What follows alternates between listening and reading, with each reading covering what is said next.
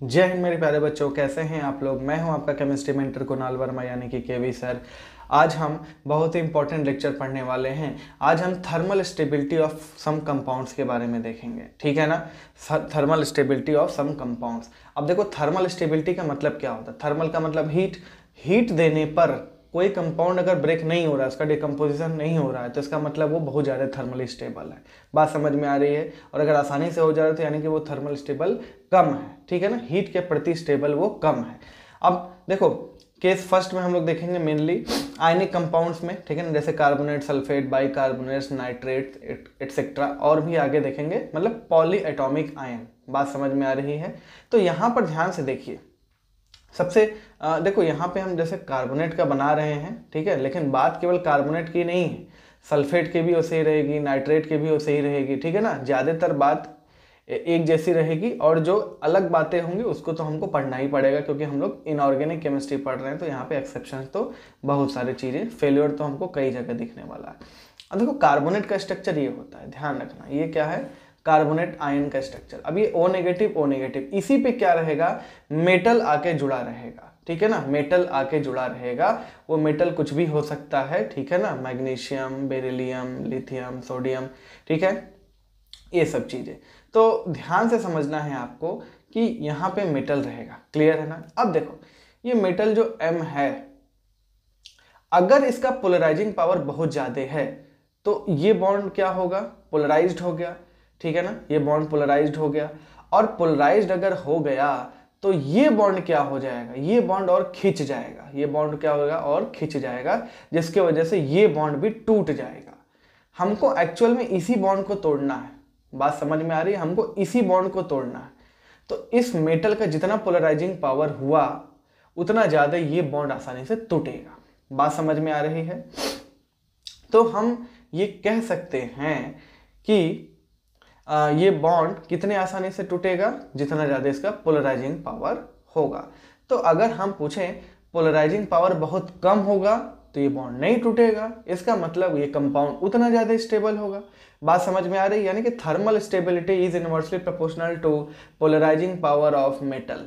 बात समझ में आ रही है? ये बात अच्छे से ध्यान रखना है, ठीक। If polarising power of metal is more than bond breaking, यानी ये वाला carbon oxygen will be easy, so compound will be less stable thermally.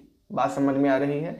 अब आपको पोलराइजिंग पावर के लिए तो मेनली तो रफली चीजें हमने बताई थी। क्या बताई थी?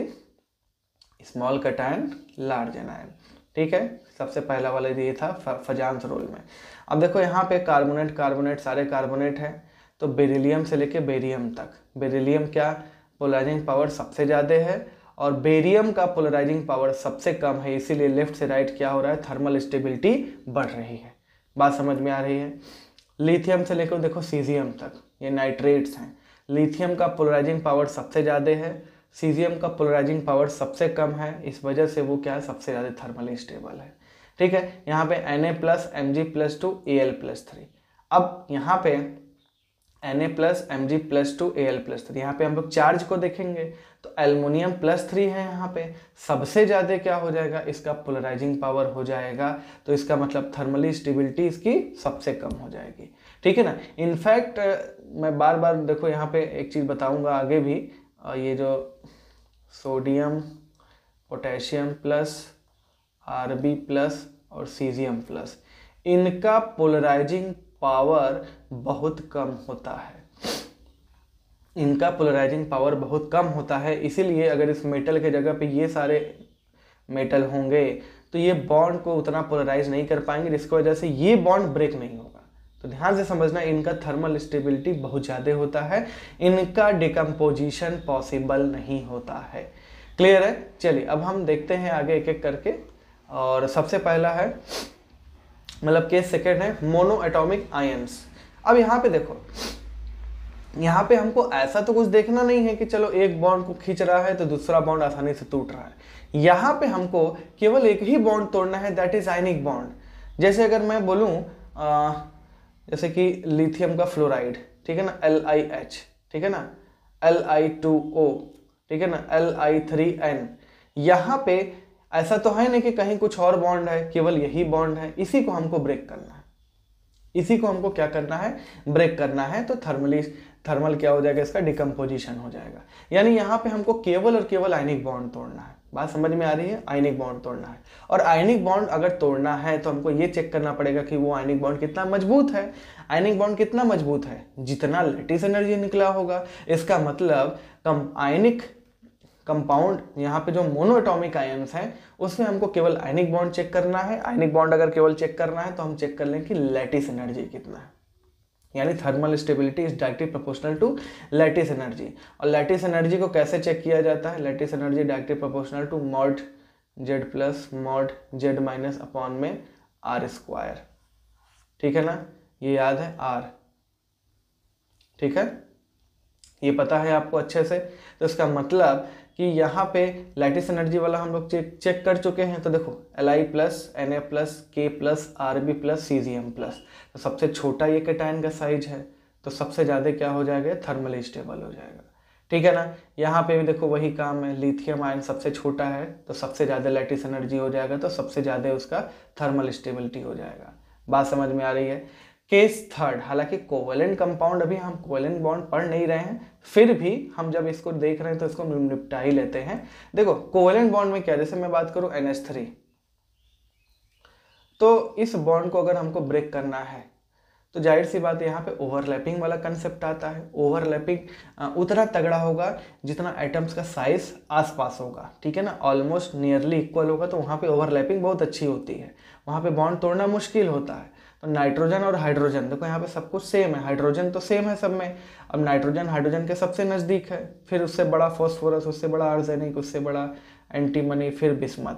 तो इसका मतलब कि नाइट्रोजन और हाइड्रोजन की पकड़ बहुत मजबूत है, बिस्मथ और हाइड्रोजन की पकड़ बहुत कमजोर है। ठीक है, तो नाइट्रोजन और हाइड्रोजन के बीच में बॉन्ड तोड़ना बहुत डिफिकल्ट है, ठीक है, वहाँ पे एनर्जी ज़्यादा लगेगा। तो thermal stability directly proportional to bond strength.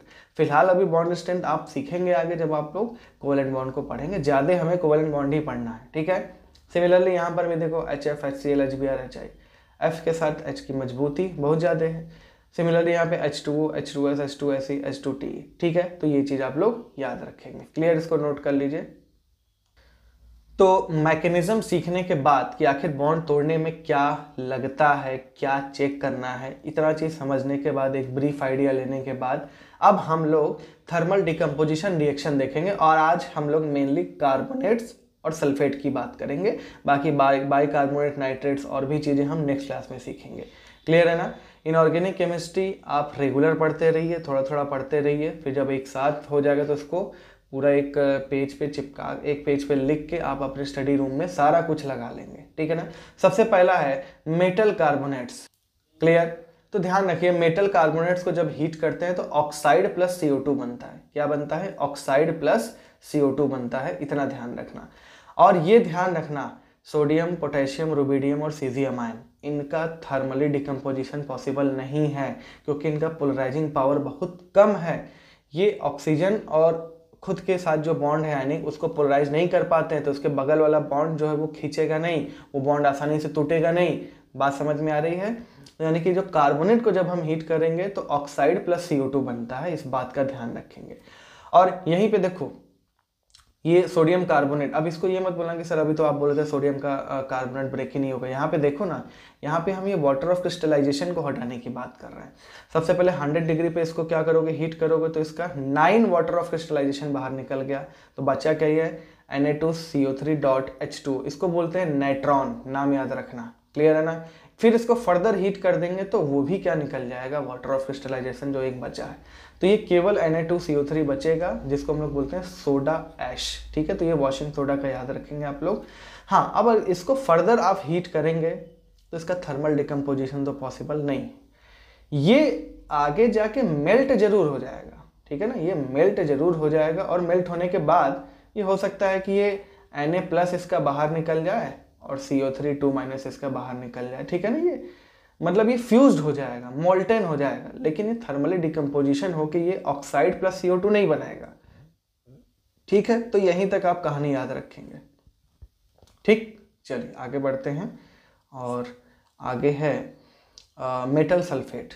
फिर से वही बात, सोडियम, पोटेशियम, रुबिडियम और सीजियम, इन सब के सल्फेट का थर्मल डिकम्पोजिशन पॉसिबल नहीं है।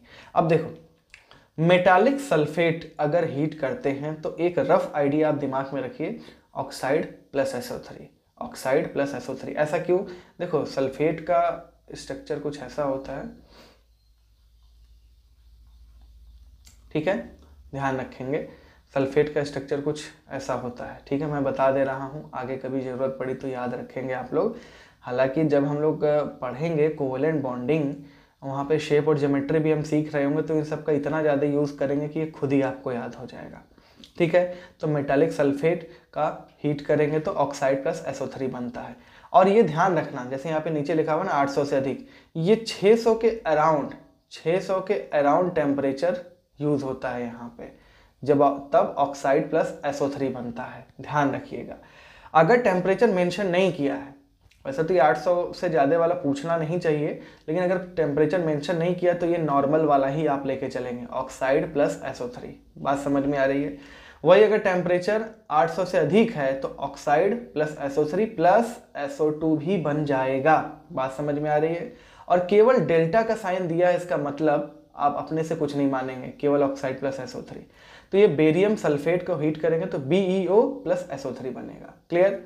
फेरिक सल्फेट को हीट करेंगे तो फेरिक ही ऑक्साइड बनेगा, ठीक है ना, +3 इधर है तो +3 का ही ऑक्साइड बनेगा प्लस SO3। हाँ, ये रिएक्शन याद रखना है, ये बहुत इंपॉर्टेंट है, और एक क्लास 10th में आप पढ़े होंगे FeSO4 का डिकम्पोजिशन, ठीक है ना, हीट करने पर डिकम्पोजिशन रिएक्शन में आप लोग पढ़े होंगे। तो यहाँ पे ध्यान रखना, यहाँ पे वैसे तो ये नॉर्मल डिकम्पोजिशन है, ऐसा नहीं है कि हम 800 से अधिक दे रहे हैं, ये नॉर्मल ही वाला हीट है 600 के अराउंड वाला। बट यहाँ पे Fe2O3 plus SO3 plus SO2 दोनों बनता है, तीनों बनता है, ध्यान रखो, ठीक है ना। और ये SO2 SO3 क्या है? ये एसिडिक ऑक्साइड है, नॉन मेटल का ऑक्साइड है भाई, क्या है ये? एसिडिक ऑक्साइड है। और ये Fe2O3 सॉलिड है ब्राउन कलर का, और ये फेरस सल्फेट कैसा होता है?